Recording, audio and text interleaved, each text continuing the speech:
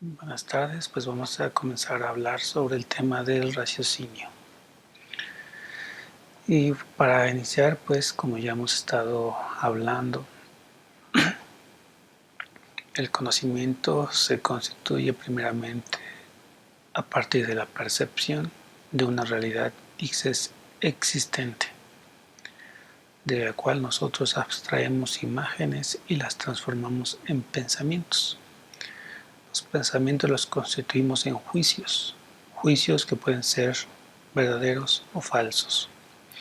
Y por tanto, este proceso cognitivo y psicológico tiene que ver con razonar. El raciocinio entonces es nuestro tema de hoy y podemos decir que razonar es obtener nuevos conocimientos a partir de los ya adquiridos.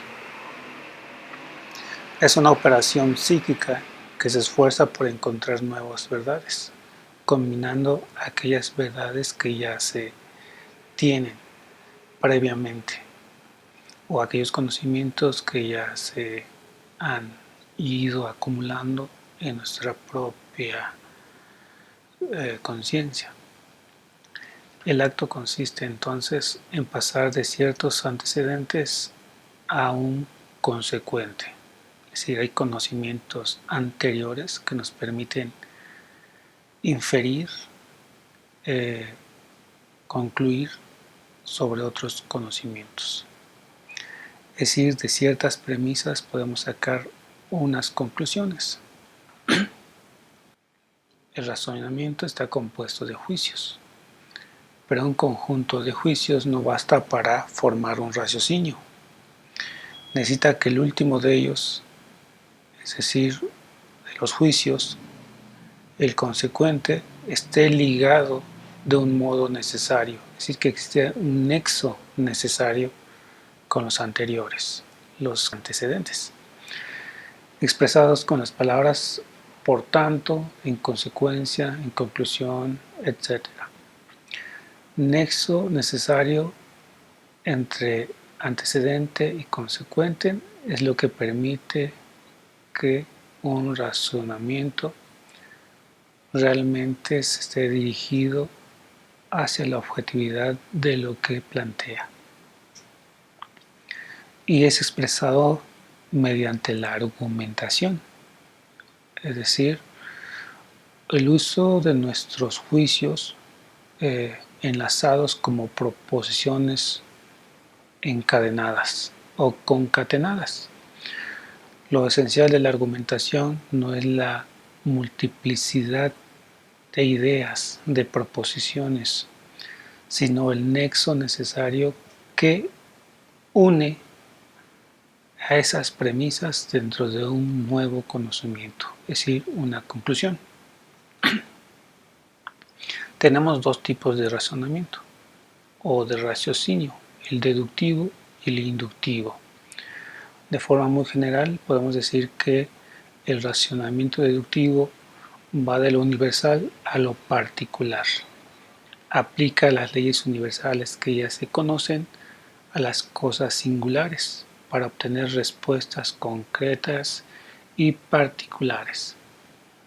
Es decir, un elemento particular de nuestro contexto puede dar conocimiento de que están sucediendo ciertas dinámicas enmarcadas dentro de una ley universal, por ejemplo. Y el pensamiento inductivo va de lo particular a lo universal. Parte de las observaciones de casos particulares infiere leyes universales.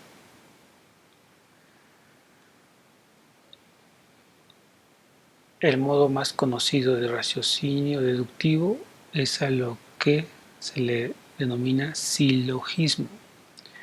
Silogismo es una palabra que proviene del griego, que es sin y logos.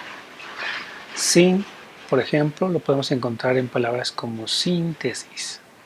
Entonces, sin y logos significa la unión de razones, la unión de expresiones, palabras o discusiones.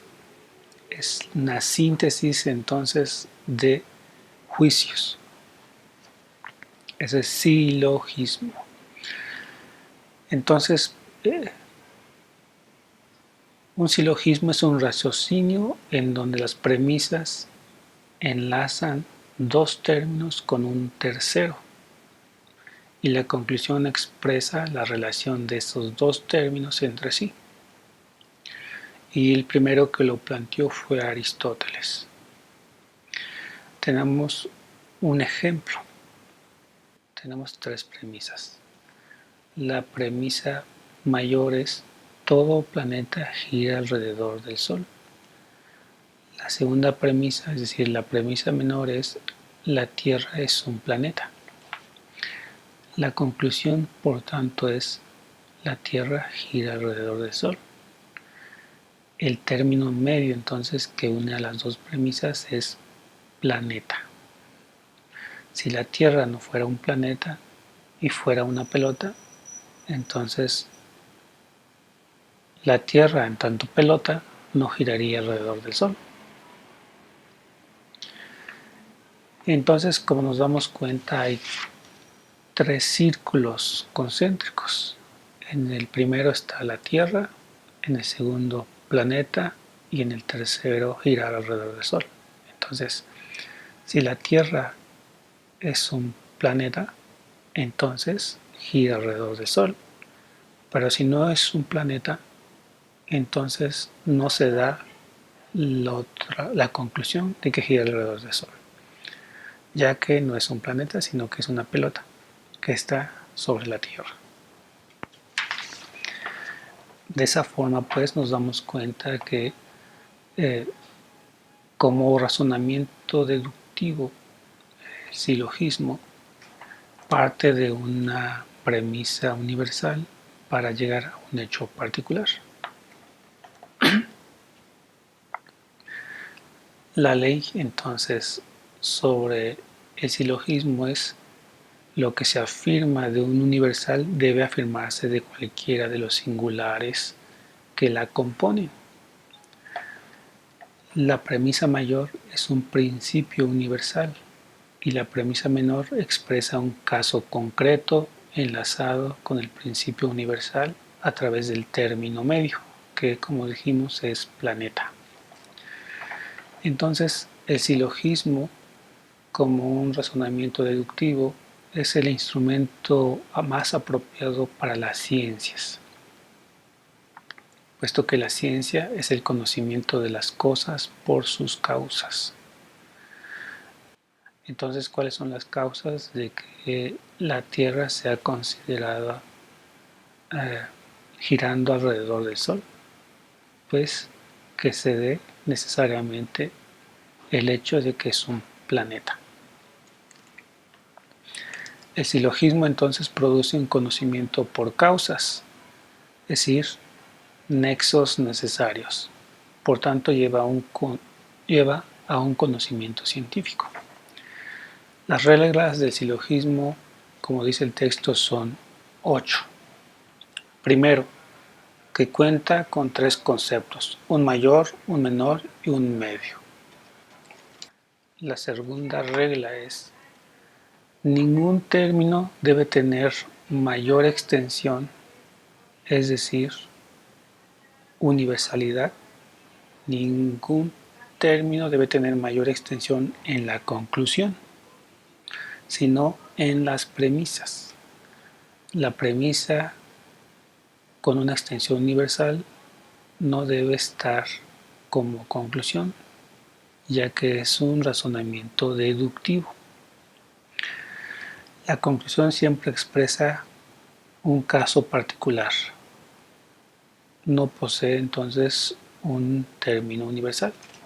La tercera regla es: el término jamás pasa a la conclusión.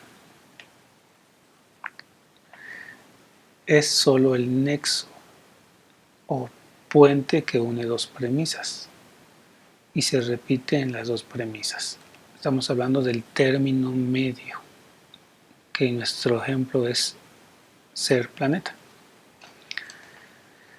4. El término medio debe ser por lo menos una vez universal. De lo contrario nos sirve de enlace. Como veíamos pues en nuestro ejemplo decíamos todos los planetas, es decir, universalmente. Todos los planetas giran alrededor del Sol. Y si decimos que la Tierra es un planeta, estamos diciendo que como parte de todos universalmente los planetas, entonces la Tierra gira alrededor del Sol.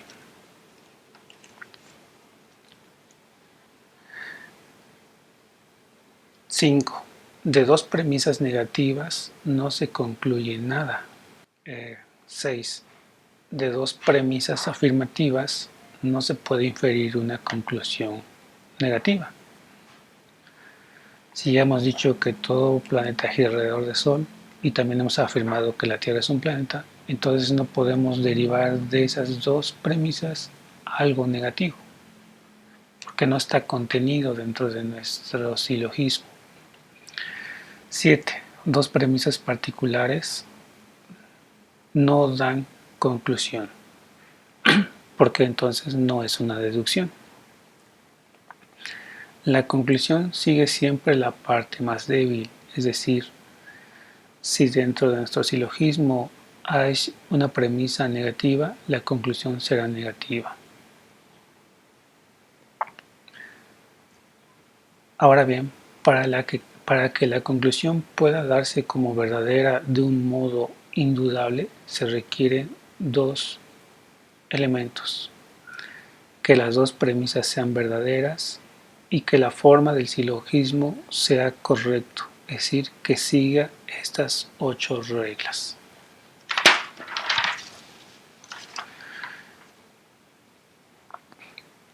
Ahora bien, el proceso del conocimiento no solamente tiene que ver con la lógica formal que estudia las condiciones para que los pensamientos sean correctos, sino también tiene que ver con la lógica material, es decir, con estudiar las condiciones para llegar a pensamientos verdaderos. La verdad, entonces, es uno de los conceptos que también habrá que entender. Y en primera podemos definirla como la adecuación de la mente con la realidad. Por su parte, lo contrario, la falta de adecuación de la mente con la realidad es la falsedad. El razonamiento lógico no se enfoca a construir falsedades, sino que su propia naturaleza le empuja a descubrir la verdad. Como hemos dicho, un razonamiento se compone de juicios, y los juicios son o verdaderos o falsos. Para entender la verdad tenemos que entender sus propiedades, y tiene 4 propiedades: la unidad, la indivisibilidad, la inmutabilidad y la objetividad. La unidad nos habla que dos proposiciones verdaderas no pueden contradecirse. Aplica el principio de no contradicción. La indivisibilidad nos dice que una proposición o es verdadera o es falsa, pero no puede haber grados de verdad y grados de falsedad. No hay un término medio. Entonces aplica el principio del tercer excluido. La inmutabilidad: lo que en determinado momento es verdadero, para siempre tendrá que seguir siendo verdadero. Y la objetividad: la base, fundamento de toda proposición verdadera es la misma realidad, es el objeto más allá de la mente, es decir, del sujeto. Tiene que ver con la adecuación de la mente a la realidad, y como aquí el autor menciona, a un filósofo inglés, Francisco Bacon, que dijo: para dominar a la naturaleza, primero hay que someterse a sus leyes.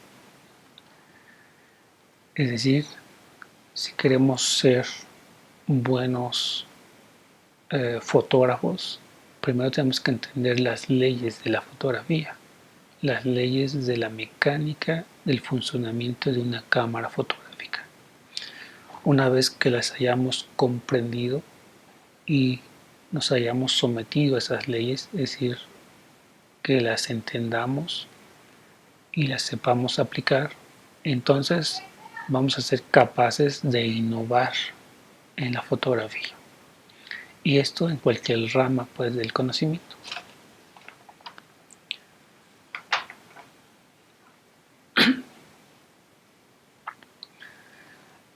De esta forma, nosotros podemos tomar diferentes actitudes ante la verdad. Y hay 5 actitudes subjetivas: la ignorancia, la duda, la opinión, la certeza y el error. ¿Qué es la ignorancia? La ignorancia es la ausencia de conocimiento con respecto a la realidad o a un determinado asunto que tenga que ver con la realidad. La duda. La duda es el estado de oscilación, como un péndulo que va y viene. La oscilación entre afirmar o negar. Y eso genera, pues, varios tipos de duda. Una duda universal, que es cuando suspendemos todo juicio, es decir, no podemos afirmar, negar nada, absolutamente nada. Una duda parcial es cuando se suspenden solamente algunos juicios. Una duda metódica es la necesaria como medio para llegar a una verdad. Poner en duda, luego comprobar, por ejemplo, si estamos en lo cierto con lo que estamos dudando. Una duda escéptica es un fin en sí mismo, es decir, dudar solamente porque consideremos que es imposible afirmar algo en el universo y es un fin en sí mismo. Una duda real es la que efectivamente se vive y nos hace quizás tomar distancia hasta lograr cierta certeza y actuar. Y la duda ficticia, que es solamente concebida, es decir, como un escritor que imagina una posibilidad de un mundo paralelo y duda de la existencia entonces de este mundo en términos literarios, ficticios. Entonces eso es la duda. La tercera actitud es la opinión. La opinión es la afirmación de algo, pero sin la certeza y con el temor de estar equivocado. Por tanto, existe la posibilidad de cambiar ese punto de vista. La certeza es la firme adhesión de la mente a un juicio sobre la realidad. Y la quinta, error. Tomar por lo verdadero como falso y lo falso como verdadero. Entonces, ante estas actitudes, frente a la verdad, tenemos una orientación que es la objetividad, es decir, hacer un poco al lado la subjetividad, nuestras meras creencias y tratar de entender la naturaleza de las cosas, su esencia. La humildad, no considerar que lo que sabemos es una verdad universal. Y el método, el proceso de llegar al conocimiento. También podemos ver que hay posiciones filosóficas al problema del conocimiento y a cómo acercarse a la verdad. Y tenemos principalmente 5 posiciones: el escepticismo, el empirismo, el racionalismo, el idealismo y el realismo. El escepticismo es dudar de todo y abstenerse de juzgar las cosas. ¿Por qué siempre considerar que uno puede estar equivocado? Hasta estar equivocado de la existencia de uno mismo. Entonces aquí el conocimiento pierde todo valor. El empirismo nos dice que el valor de nuestro conocimiento depende solo de la experiencia sensible, de lo que percibimos con nuestros sentidos. El racionalismo señala que solamente son válidos los conocimientos basados en la razón, pues sólo así se llega a la ciencia, compuesta por juicios universales y necesarios. El idealismo afirma que el objeto de nuestros conocimientos está en nuestras propias ideas, no en la realidad independiente del sujeto.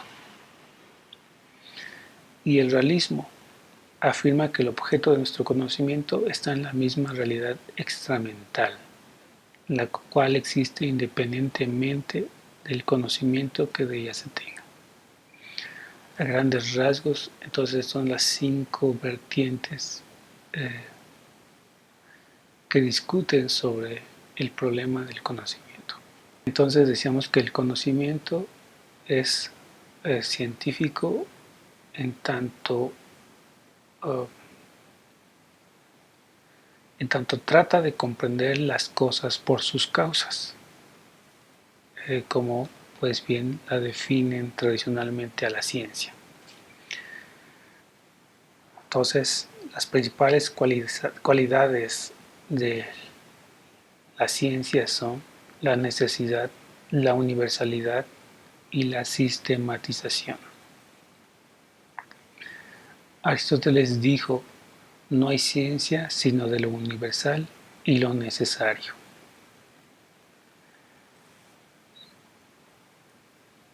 Ya que justamente si es una explicación de un nexo necesario, significa que siempre se va a dar en la realidad, en cualquier tiempo y en cualquier lugar, y por tanto será universal. Ese descubrimiento de un nexo es lo que permite la construcción de la ciencia, es decir, del conocimiento.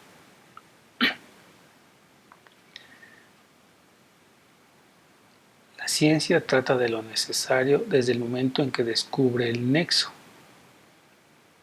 entre el efecto y la causa. Lo necesario da paso al universal, como hemos dicho, a establecer leyes. Y la sistematización no es más que la consecuencia de esos nexos que han sido descubiertos en las cosas. Es decir, le da una estructura, un orden, una lógica. La ciencia, por tanto, incluye la referencia a las causas o razones. No basta decir la verdad sobre las cosas, es necesario decir el porqué de tales verdades en tales cosas. Esta es la función entonces de la demostración, a partir de raciocinios y la referencia a las fuentes de nuestro conocimiento, a los antecedentes que permiten generar conclusiones, no totalmente cerradas, sino con la posibilidad de seguir explicando y complementando. La ciencia, como parte de este proceso cognitivo, es vista entonces como una virtud intelectual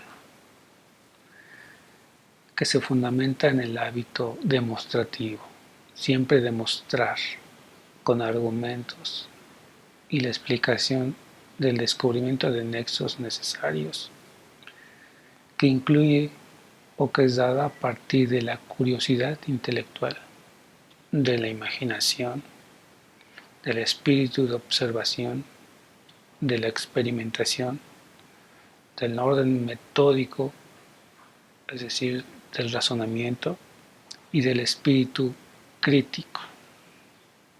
Con esto entonces terminamos esta lectura y que nos permite entender entonces que ante cualquier afirmación que hagamos en nuestra formación científica o en la especialidad que nos esté dando una formación intelectual, tiene que partir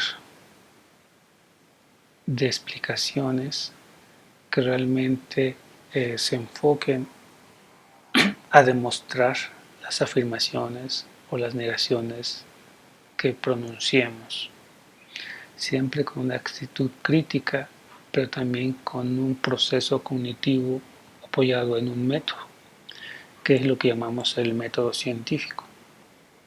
Y el método científico entonces no es más que todo este proceso que ya hemos hablado desde las primeras clases, donde hay que entender qué es una percepción, qué es una imagen, qué es una idea, qué es un concepto, qué es un juicio, qué es un razonamiento, qué es una argumentación, qué es un conocimiento y qué es la ciencia. Bueno, con esto me despido, jóvenes, que estén muy bien, saludos y hasta pronto. Bye.